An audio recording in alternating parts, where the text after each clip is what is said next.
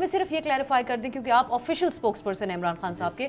अलीमा साहिबा जो बयान देती हैं उसको हम कैसे तशरीह करें, किस पोजीशन में रखें बतौर मीडिया? वो भी पार्टी का बयान है, खान साहब के अल्फाज हैं, या वो क्या किस बेसिस पे? मेरा ख्याल है जो मूसा साहब ने कहा है ना कि जो लोग आते हैं अपना अपना बयान देते हैं, ठीक है, लोग स्टेटमेंट को जो खान साहब की स्टेटमेंट कोई कम देता है, कोई ज़्यादा देता है, लेकिन मैं मिलूँ या अलीमा खान मिले या सुलेमान अकरम राजा जनरल सेक्रेटरी मिले, हमारा बयान, मेरा बयान बहुत है, क्योंकि मैं स्पोक्स पर्सन हूँ। स्पोक्स पर्सन का काम है कि जो वर्ड्स बोलेगा इमरान खान मैंने आके वो बताने हैं, अपनी तरफ से नहीं बताने।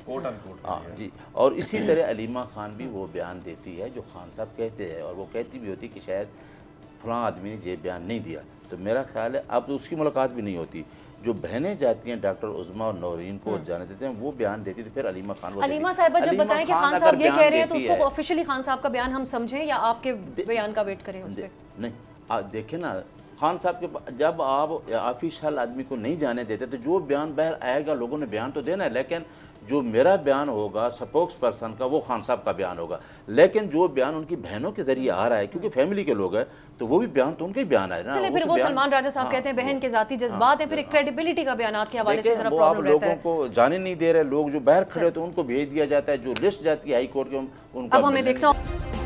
सब्सक्राइब करें और बेल दबाएं ताकि कोई खबर रह न जाए।